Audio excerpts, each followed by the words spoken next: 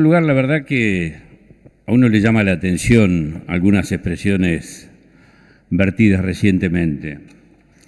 Y a fuerza de ser sincero, la verdad que es independiente si hay algunos que quieren lavar culpas del pasado o en verdad ayudar con la actitud de votar este proyecto. Pero la verdad que no puedo dejar de pasar una serie de mentiras, como nos tenían acostumbrado no solamente en la gestión del 2015, sino incluso antes en la campaña. Mintieron antes, durante la campaña, mintieron cuando gobernaron y parece que quieren seguir mintiendo.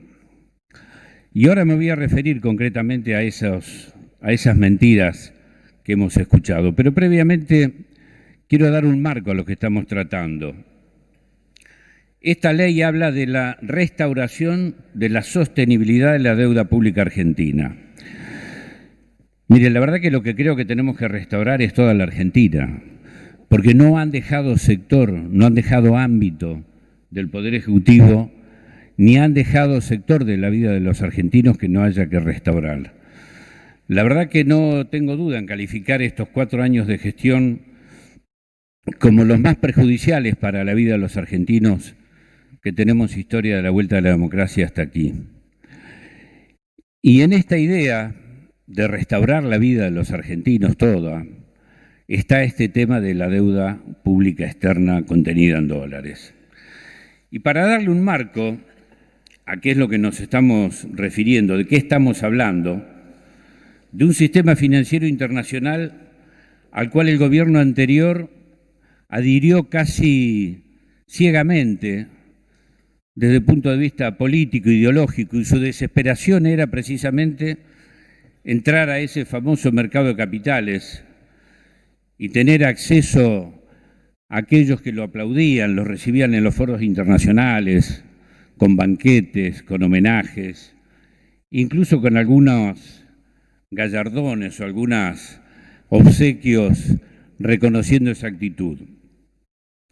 Y para tratar de qué estamos refiriendo, de qué estamos hablando, yo quiero hacer mención a una exhortación apostólica de alguien un argentino al cual todos reconocemos y permanentemente hablamos de él, que es el Papa Francisco, que en su exhortación apostólica de noviembre del 2013, la primera del Evangelio Gaudium, hablaba del sistema financiero internacional y de qué representaba esto. Y por ejemplo decía que hoy tenemos que decir que no a una economía de la exclusión y de la inequidad. Esa economía mata. También decía hoy, todo dentro del juego de la competitividad y de la ley del más fuerte, donde el poderoso se come al más débil. En este contexto, algunos todavía defienden las teorías del derrame, como hizo precisamente la anterior gestión, que suponen que todo crecimiento económico favorecido por la libertad de mercado logra provocar por sí mismo mayor equidad e inclusión social en el mundo. Esta opinión, que jamás ha sido confirmada por los hechos, expresa una confianza burda e ingenua en la bondad de quienes detentan el poder económico. Seguía diciendo el Papa Francisco en su exhortación apostólica: este desequilibrio proviene de ideologías que defienden la autonomía absoluta de los mercados y la especulación financiera.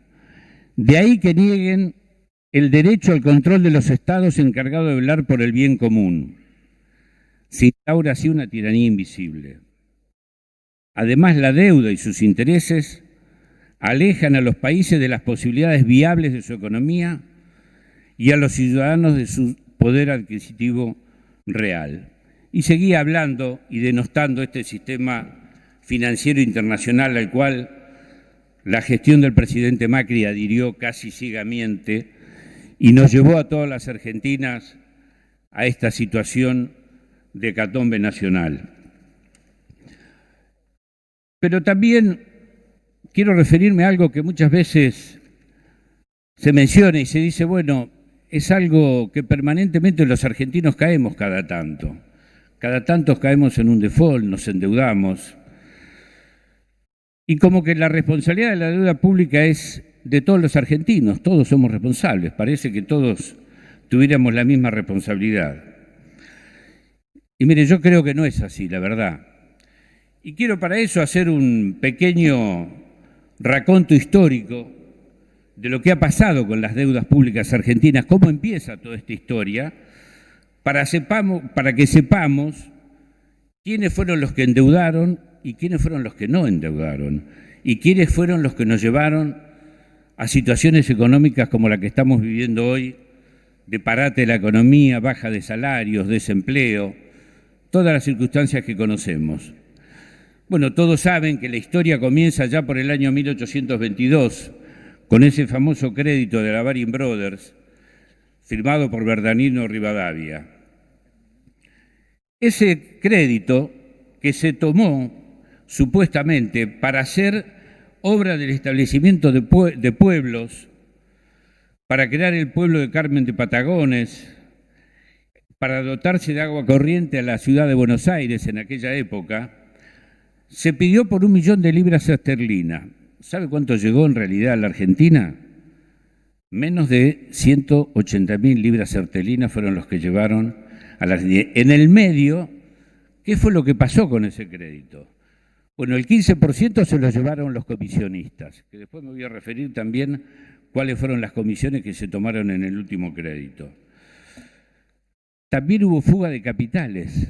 Casi 400.000 libras esterlinas de ese supuesto millón no fueron transferidas, pero fueron dejadas en Inglaterra a cuenta de las ganancias que las empresas inglesas habían tenido en la Argentina y que no podían transferir porque no había divisas. Y otra gran parte de eso fue para garantizar tener divisas para la importación de manufacturas inglesas. También se habló, como ahora obviamente, del déficit que había en ese momento para cubrirlo. 120 años se tardó en pagar este crédito. Lo terminó de pagar Juan Domingo Perón durante su primer presidencia. Después llega la época de Rosas. Rosas fue uno de los que bajó la deuda externa. Bajó una quinta parte la deuda en 1839. Dictó una ley de aduanas y una ley de defensa de las manufacturas. Y además llegó a un acuerdo y pagó parte de la deuda que se había contraído durante los gobiernos anteriores. Después venimos a la época de Mitre, Sarmiento, fueron todos endeudadores. Mitre dio un salto muy importante. La deuda de la provincia de Buenos Aires se la transfirió al gobierno nacional. Tomó un crédito de 2,5 millones de libras esterlinas para financiar la guerra con el Paraguay. Sarmiento después se endeuda también para continuar la guerra contra el Paraguay. Y así llegamos a la época de la presidencia de Irigoyen, donde acá no se trata de radicales y peronistas. Irigoyen, si bien no quebró esta suerte de deuda, tampoco se endeudó y logró al menos frenar todo lo que era esa acción durante los gobiernos anteriores, permanente endeudamiento del gobierno argentino. Tuvo además un buen gesto, hizo traer las reservas en oro que estaban fuera de la Argentina, las hizo llevar primero a Nueva York y después las hizo traer a la Argentina y redujo la deuda externa.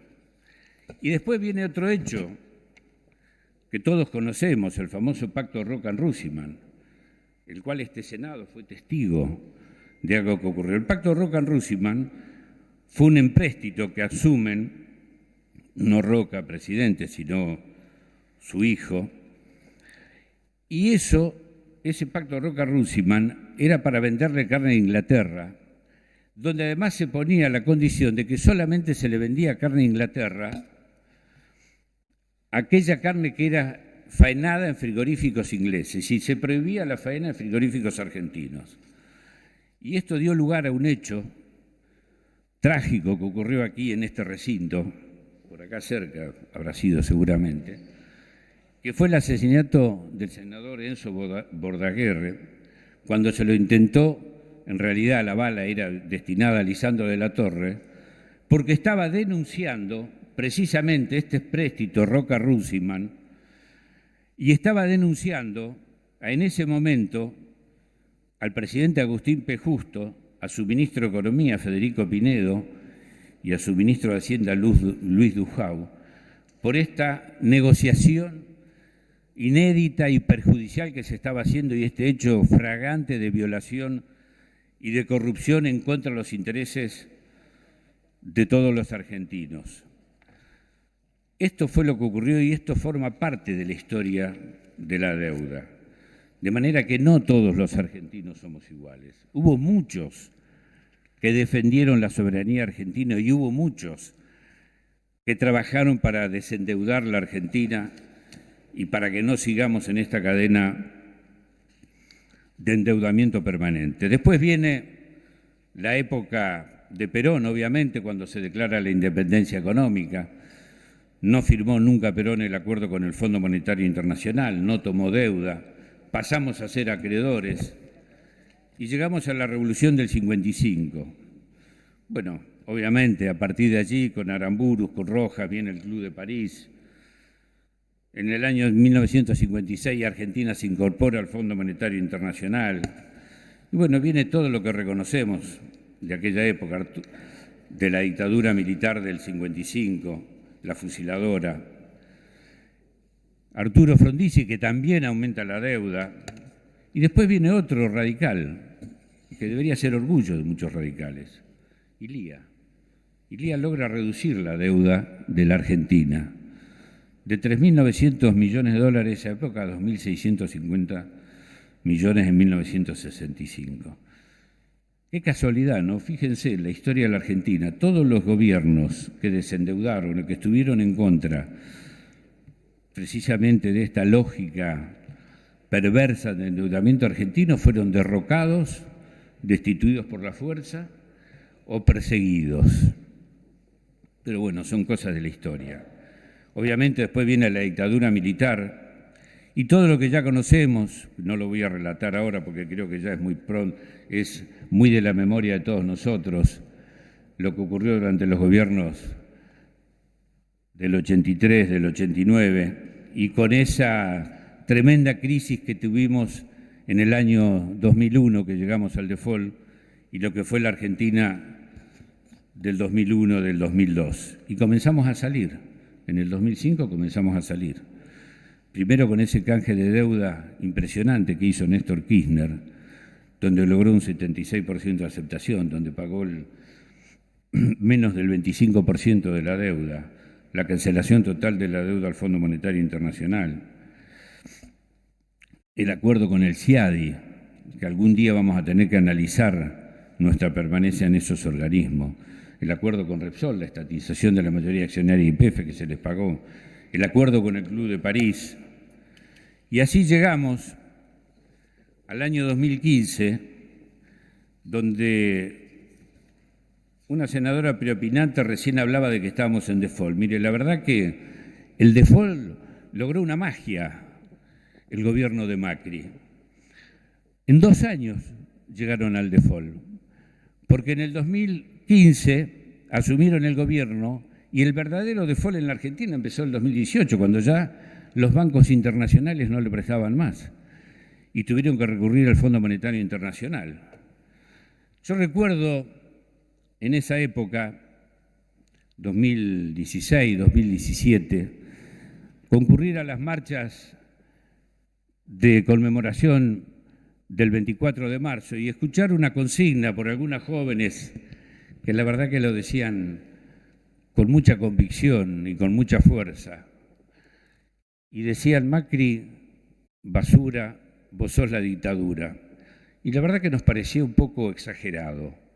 Pero la verdad que tengo que decir que en este tema de la deuda, el gobierno de Macri fue peor que la dictadura. Porque la dictadura nos endeudó a un nivel de alrededor de 10.000 millones de dólares por año. Y este gobierno de la anterior gestión nos endeudó al nivel de 30.000 millones de dólares por año. Y en 2 años, inédito, llegó al default.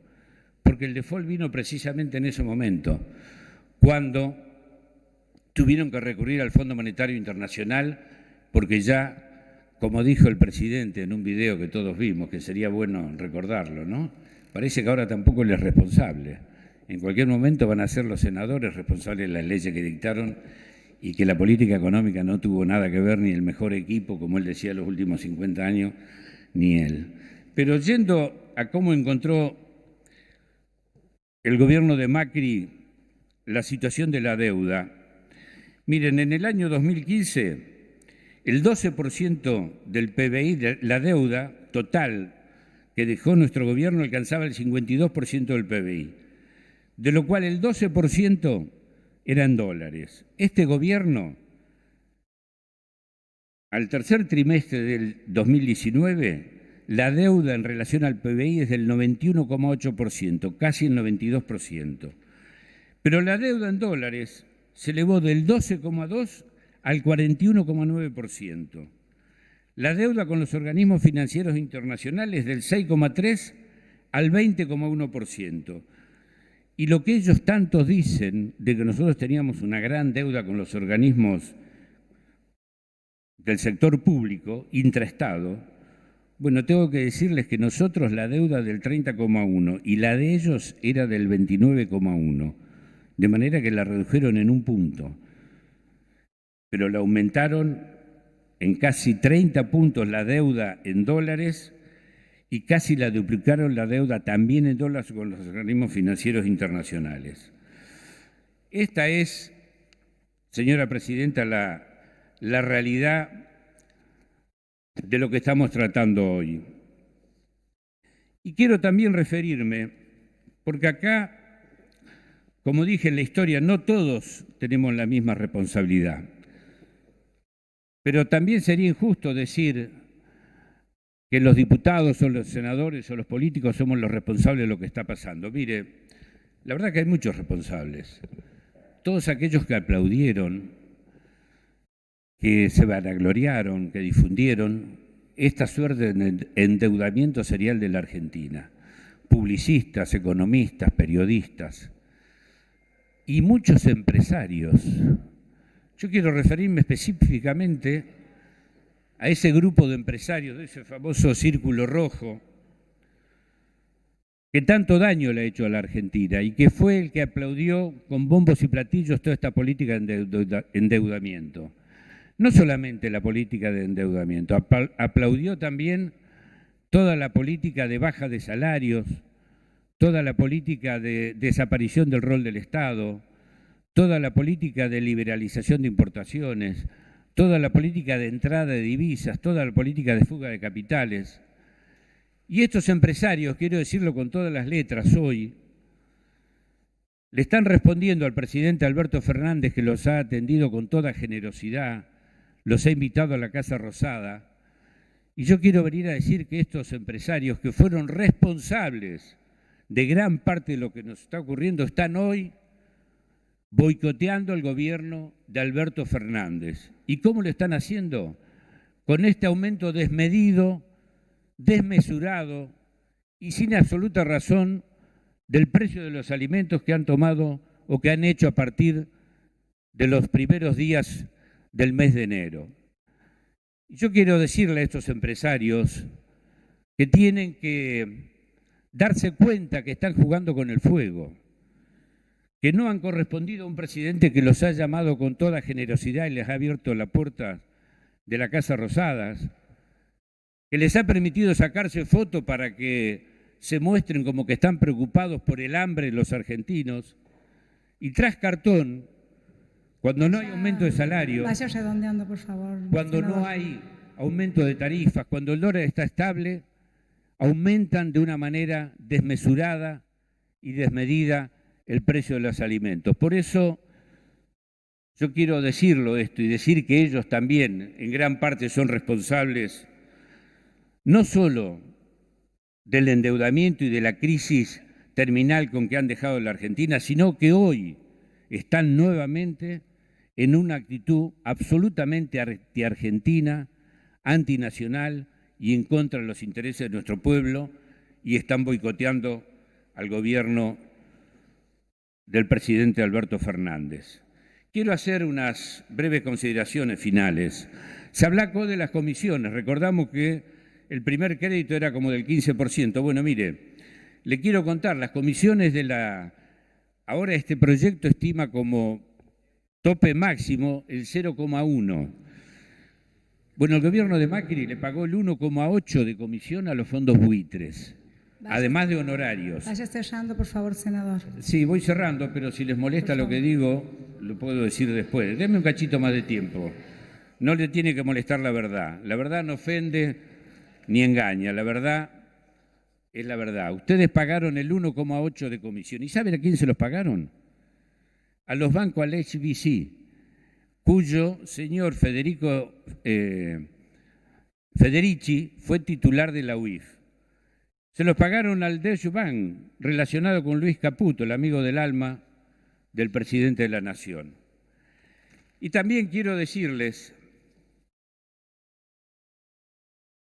que nosotros queremos que funcione la Comisión de Seguimiento de la Deuda Pública, pero no solamente para ver cómo negocia este gobierno, que va a tener todo nuestro apoyo y seguramente va a ser muy distinto y diferente de lo que hizo la anterior gestión. Queremos que esa comisión bicameral creada por ley también investigue y nos diga con quién se tomó deuda, quiénes estuvieron de un lado y del otro del mostrador, qué comisiones se pagaron y a dónde fue destinado ese dinero. Porque mire, ¿sabe qué? También tengo otro dato aquí, oficial. La fuga de capitales, así como empezó con Bernardino Rivadavia, allá por 1822, la fuga de capitales durante el gobierno de Macri fue de 88.000 millones de dólares. Gran parte de esa toma de deuda. Y sabe usted, además, datos, ¿no? Simplemente. Hubo un blanqueo no hace mucho tiempo, hecho por el gobierno del presidente anterior,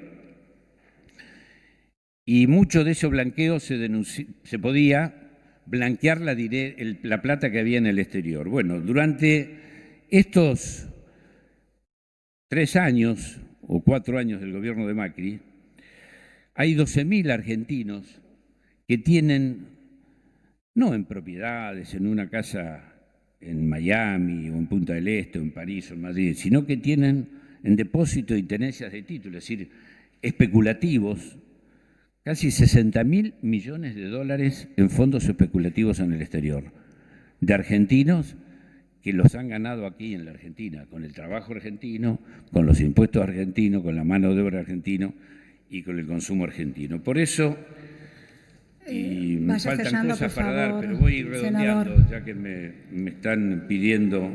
Sí, por favor, senador. Bueno, decirles simplemente, mire, algunos datos. Los militares se endeudaron, como les decía, 10.000 millones de dólares por año. El gobierno Macri nos endeudó 3.000 millones de dólares por año. Y lo último, simplemente, nuestro bloque va a apoyar, obviamente, esta ley. Y reitero, nos viene bien que lo apoyen también los opositores. No sé si por conveniencia o por qué, pero bueno, no está mal.